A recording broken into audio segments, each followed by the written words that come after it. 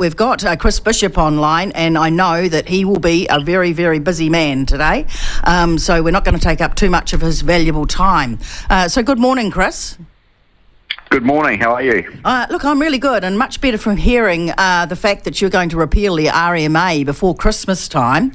And the reason for this, Chris, and I'd like to hear your views on this, is we got a dam to the point where it would be able to go through a consenting process in the Wairarapa. Now, there is a lot of climate change scientists who are now sort of talking about adaptation and mitigation around what we really need to do, and dams are definitely coming back in on the agenda. So with the types of changes that you're looking at for the RMA, is the project in the Wairarapa one of those things that could go back on the drawing board? Well, look, very supportive of water storage projects more generally, and we'll be having some more to say about that in due course. But the first thing we've got to do is stop Labor's new RMA 2.0. So they've gone through this long 5-year process to reform the RMA, but actually they've managed to come up with something that is worse than what we have now. It's truly extraordinary. It is, I want to read you the purpose statement of the new bill, right? So this is clause 3. If it becomes law, and if Labor ram it through, it will become section 3. It will become the purpose of the Act. So it's essentially the thing that guides everything else in the new 900-page Act. The purpose of this Act is to uphold Te Ranga o Te Taio. Yep. The purpose must be achieved in a way that protects the health of the natural environment and, subject to that, enables the use and development of the environment in a way, blah, blah, blah, blah, blah. So in other words, the development of the environment is subject to anything that protects the health of the natural environment. And then as you might well wonder, people listening might well ask, well, what does Te Ranga o Te Taio mean? Well, let me tell you, because that's in subclause 3.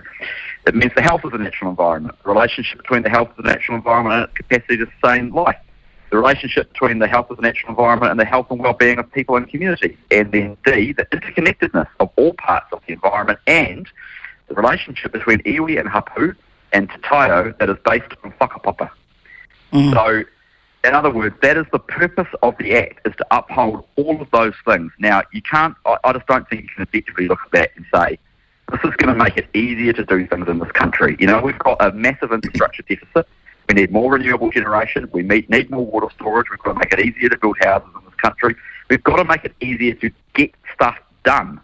And Labor is going to legislate, probably before the election, for this nuts new Act that will make it damn near impossible to do anything in this country. And we've come out and said, if we have the privilege of governing after October 14, we will repeal it by Christmas. Look, honestly and truly, I'm exactly the same as you. I have grown in terror looking at it.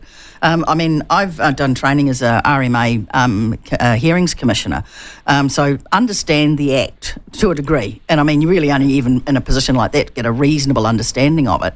But everyone I talk to just thinks that this is unworkable. If you have a drink with a lawyer who's involved in this sort of stuff, they are gleeful because they know that that's where it's all going to end up.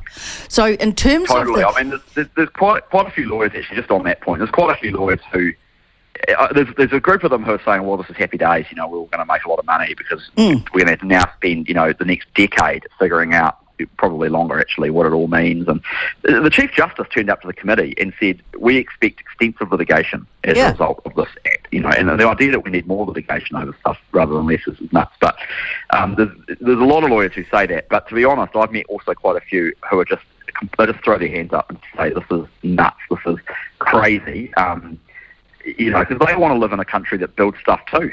You know, they don't want to live in a country where it's basically impossible to do anything. And so there's a real divide in the legal community over it. Now, the other thing is with those, Chris, and I think this is the concern that everyone will have, repeal means that it's going to take another 3 years for you guys to come up with a decent plan that overrides what Labor has done. How long or how short do you think you can get that reform or it rewritten to a point where it's workable? Yeah, so 3 things going on here. One is that if Labor pass the new RMA before the election, we've got to get it off the statute box. And it's really important we send a really clear message. It's not happening, you know? Yep. So, there's been quite a bit of work's gone in. Yep, a lot of people have spent time and money on it. But actually we've got an obligation. If something will make things worse, we've got to go back to what it was. So we're just going to get it off the statute books. Very simple repeal bill through Christmas, all stages, ram it through. It's not happening. It's off the statute books. The new RMA is dead. So it's a very clear message. That's the first thing. Yep. Second thing is we are going to campaign on our own changes to the existing RMA. So we've talked about a 1-year consenting time frame, for example, for new renewable generation. We've talked about a 1-year consent time frame for major infrastructure projects. We want to make some changes around that. We want to make some changes around housing and a few other things as well that we've also talked about already. So we will legislate for those in due course after we win the election, or if we win the election. And then thirdly, we do want to kick off a substantive program of long-term reform of the RMA, and that will be a longer-term process. But frankly, Labor has wasted 5.5, 6 years. It's embarrassing what they've come up with. Yeah, and I mean, it was interesting sitting around the table as we looked at redoing the district plan over in the Wairarapa, and even working under the existing RMA is pretty rough, and makes it really difficult to make some decisions. And if there's anything I could say to anyone who's looking at the RMA, just bloody simplify stuff and look at your long-term implications and gains rather than just impacts, because that tends to be where things are at right at the moment. And absolutely, no one, it's just too hard to do things, and no one's saying we have to, rampage and ravage the environment. Clearly no one wants that. Clearly, we have to look after things. But I mean, honestly, infrastructure. It's not like, this is the thing. Contact Energy and the Wind Energy Association rocked up and said, in relation to the new RMA, it will now be harder to build a renewable generation project. Harder to build a wind farm. Well, how can that make any sense? Because we've got these decarbonisation goals, and regardless of your views about climate change, I think most people agree wind farms are a good thing. And the new RMA will make it harder to do that. It's just nuts. Exactly. And I think the other thing is that people will want to know is there is a treaty in place, and Māori now have a legislative say on things. So where will they fit in your reforms? How are you going to give them some say that makes them feel like that the treaty is being acknowledged?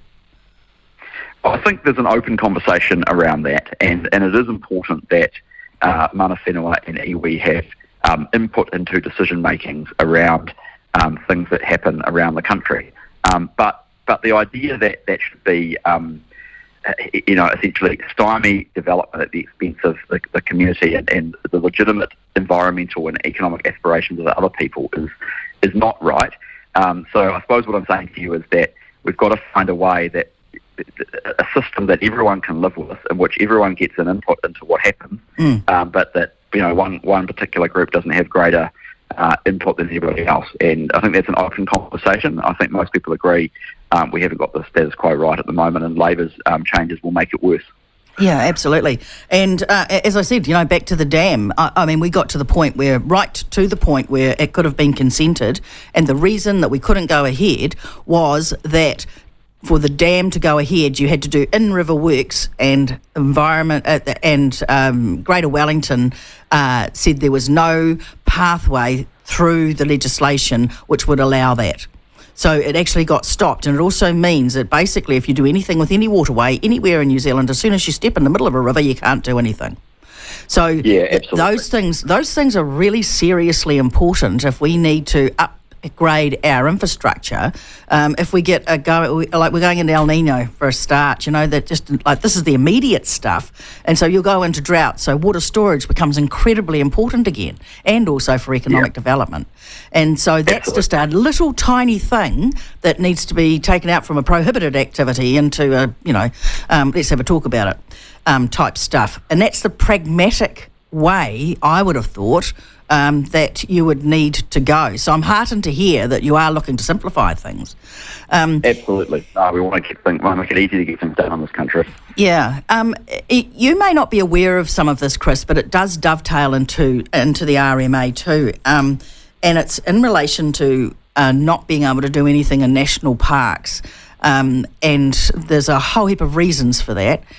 But is there any work that National is doing to look at DOC and its legislation? Because DOC's got some big issues at the moment. They've been in the media just recently. It looks like they're in a financial hole.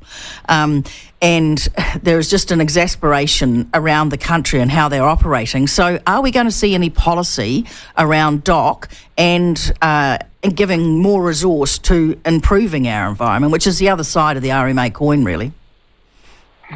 Yeah, well, we're going to have a look at that. I'm not the spokesperson for Department of Conservation and those sort of areas, and we'll have more to say about that in due course. But the challenge is always with these areas is how you balance taking advantage of what you've got in the country, but whilst protecting the legitimate aspirations that New Zealanders have around protecting the environment. We'll have more to say about that in due course. That's cool. Anything else you want to add, Chris, in respect of the RMA? Good to see you, and keep up the good work. Awesome. Thanks, Chris. See ya. Bye-bye.